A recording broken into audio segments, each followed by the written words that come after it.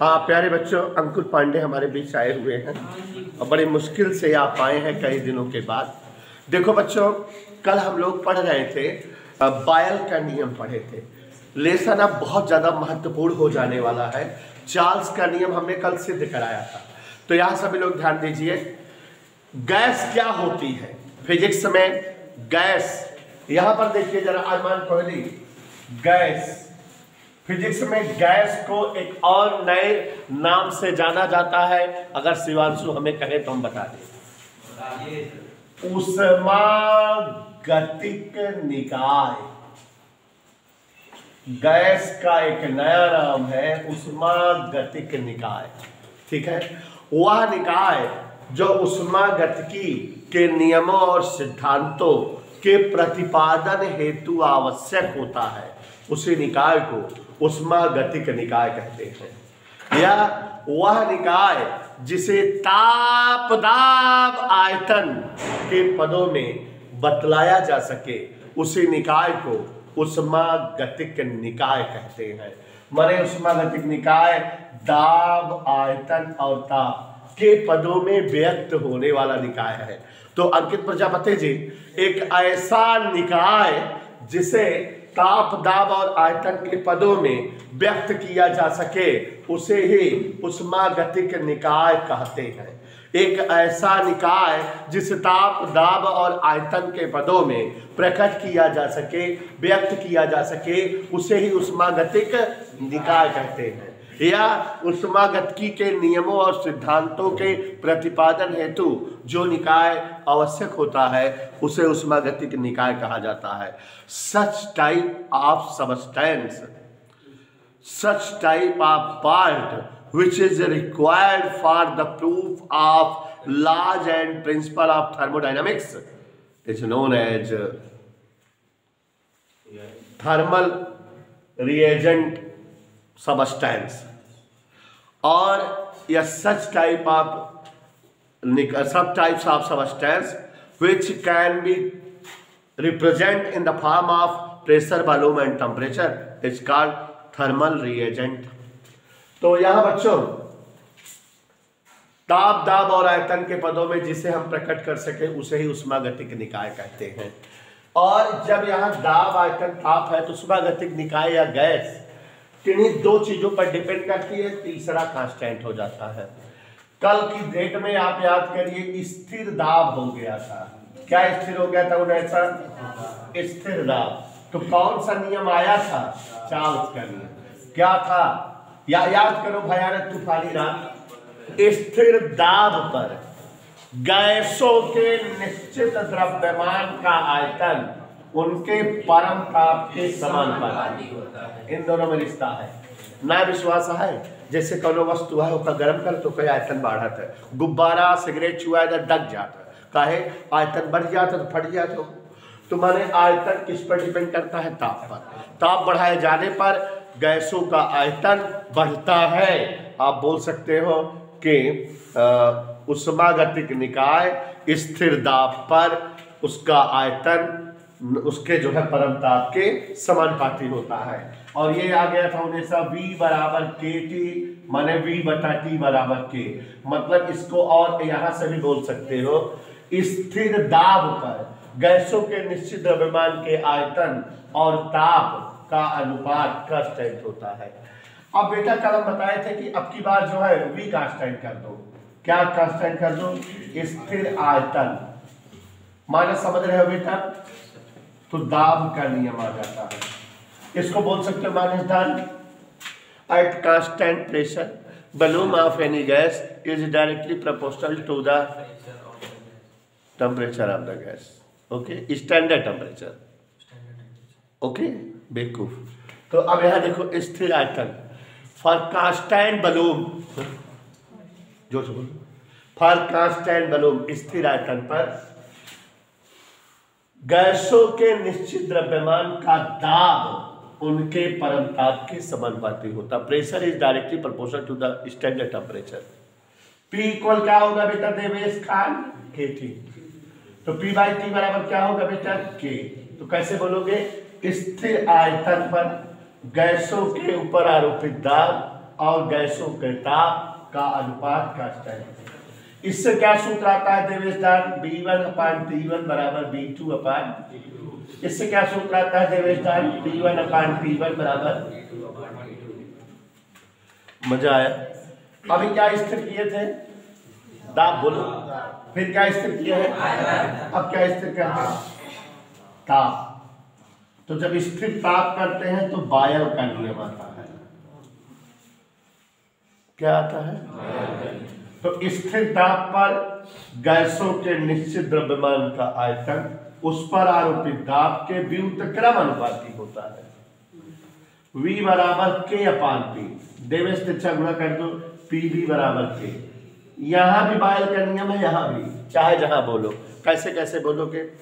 स्थिर ताप पर गैसों के निश्चित द्रव्यमान का आयतन उस पर आरोपित दाब के व्युत्क्रम अनुपाती होता है।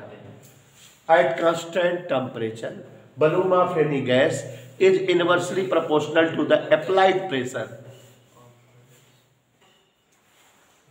At constant temperature, volume of any gas is inversely proportional to the applied pressure. Applied pressure में गैस सोच खत्म हो गई। Applied pressure या at constant temperature, applied product of applied pressure and the volume of constant gas always constant। स्थिर ताप पर गैसों के निश्चित द्रव्यमान पर आरोपित दाब और आयतन का गुणनफल कांस्टेंट होता है। और बच्चों हमसे पूछो इससे क्या सूत्र आता है? P1 B1 बराबर P2 B2। क्या नियम हो गए बेटा? एक और विशेष नियम है, वो जो इन दोनों से बनकर नियम है, चार्ल्स और बायल से। किससे?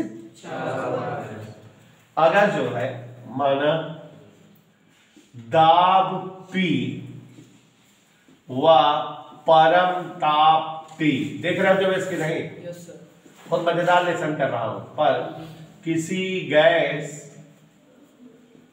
के निश्चित द्रव्यमान का आयतन V हो तो क्या मान लिए बताओ? क्या क्या मान लिया है? बोलो तब लोग।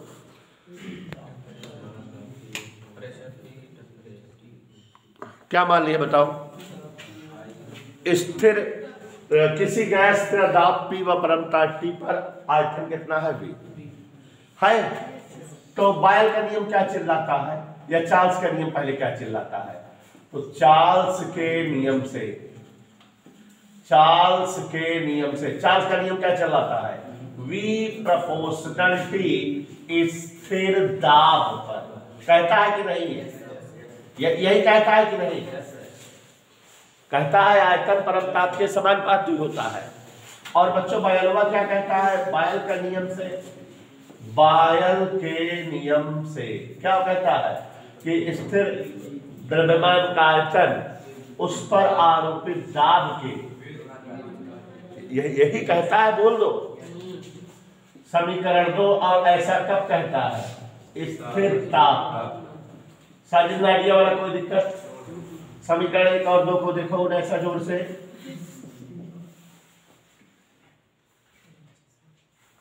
V समानुपाती T और प्रोपोर्शनल रिवर्सली प्रोपोर्शनल दोनों इकट्ठा करके कैसे लिखते हैं?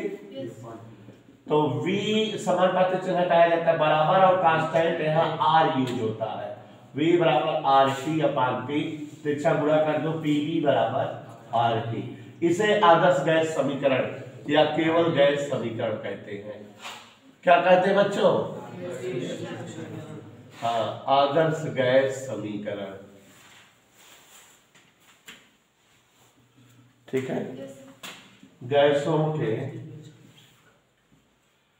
n मोल हेतु PV बराबर NRT लिखा जाता है। क्या लिखा जाता है बेटा? R क्या है? यहाँ R कहा जाता है गैस नियतांक। R क्या है? इससे आप परिचित हो पहले लेसन में। R बराबर PV/T। विमी सूत्र और मात्रक। प्यारे बच्चों, मात्रक और विमीय सूत्र क्या क्या? देखो, दाब का मात्रक न्यूटन प्रति मीटर स्क्वायर, आयतन का मात्रक मीटर क्यूब, नीचे ताप का मात्रक केल्विन। न मानोगे? मीटर क्यूब से मीटर स्क्वायर कट गया, न्यूटन मीटर, न्यूटन मीटर बटा केल्विन। न्यूटन मीटर को जूल कहते हैं, जूल बटा केल्विन, जूल प्रति केल्विन इसका क्या है? मात्रक। और विमीय सूत्र आ जाएगा, जूल माने ऊर्जा, m(N2T-2) और K माने ताप, ऊपर गर्म। विमीय सूत्र भी आ गया कि नहीं मुनेसा? तो विमीय सूत्र भी आ गया प्यारे बच्चों, और जो है आपने इसका मात्रक भी पा लिया। तो ये गैस नियतांक की बात है, विमीय सूत्र और मात्रक है, कोई असुविधा बेटा? तो सदा से सुंदरम जी रोज आया करो बेटा, नहीं सब टूट जाएगा। तो यहाँ बच्चों हमने जो है गैस समीकरण, बॉयल का नियम, चार्ल्स का नियम, दाब का नियम आपको एक्सप्लेन कर दिया। और बच्चों अब यहीं पर आपको बताऊंगा परम शून्य ताप और त्रिक बिंदु ताप। तो ये वाला टॉपिक खत्म हो जाएगा। एक्चुअली में चैप्टर का नाम है ताप मापनी उष्मागतिकी, ताप मापनी कैलोरीमीटर। तो ताप का जो है हेडिंग आज खत्म हो जाएगा, फिर उसके बाद उष्मा स्टार्ट हो जाएगी, उष्मा का रिलेटेड। तो उष्मा क्या है? ऊष्मीय प्रसार, क्षेत्रीय प्रसार, रेखीय प्रसार, आयतन प्रसार, अल्फा बीटा गामा, गुप्त उष्मा, विशिष्ट उष्मा और अवस्था परिवर्तन, गलनांक, क्वथनांक, द्रवणांक, ये सब हम इसमें पढ़ेंगे। ठीक है, तो ये ताप वाला रिलेटेड टॉपिक खत्म हो जाएगा। अभी आपको क्या बता दे बेटा? एब्सोल्यूट टेम्परेचर, परम शून्य ताप। तो पहले ये टॉपिक लिखा ले बेटा, नहीं ढेर सारा हो जाएगा।